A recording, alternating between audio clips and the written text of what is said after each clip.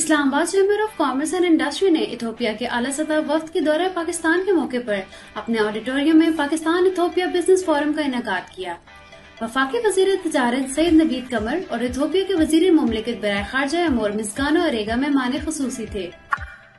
Ethiopia کے وزیر مملکت برائے انوویشن اینڈ ٹیکنالوجی محترمہ فوزیہ امین اور دیگر معززین بھی اس موقع پر موجود تھے۔ اس موقع پر خطاب کرتے ہوئے وفاقی وزیر تجارت سید نوید قمر نے کہا کہ پاکستان تجارت و برآمدات کے لیے افریقہ کو بہت اہمیت دیتا ہے اور اس سلسلے میں ایتھوپیا کے ساتھ مضبوط تجارتی تعلقات قائم کرنا چاہتا ہے، کیونکہ ماضی میں افریقہ کو نظر انداز کیا گیا، جو ایک بڑی غلطی تھی۔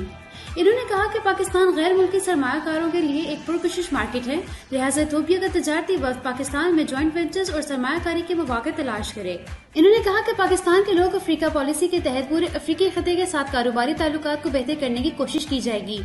ان کا کہنا تھا کہ پاکستان ایک بار ٹریڈ پالیسی کا اجرا کرنے جا رہا ہے، لہٰذا ایتھوپیا کی بزنس کمیونٹی کو چاہیے کہ وہ اس پالیسی کے تحت پاکستان کے ساتھ تجارت کو بہتر بنانے کی کوشش کرے، کیونکہ اس میں زر مبادلہ کے مسائل کا سامنا نہیں کرنا پڑے گا۔ انہوں نے اس بات پر زور دیا کہ دونوں ممالک کے سفارت خانے دو طرفہ تجارتی تعلقات کو بہتر کرنے کے لیے آسان بزنس ویزا پالیسی پر توجہ دیں۔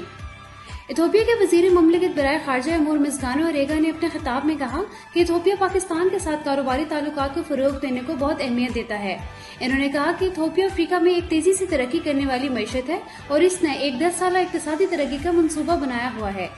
انہوں نے اس بات پر زور دیا کہ پاکستانی سرمایہ کار ایتھوپیا میں سرمایہ کاری پر توجہ دیں،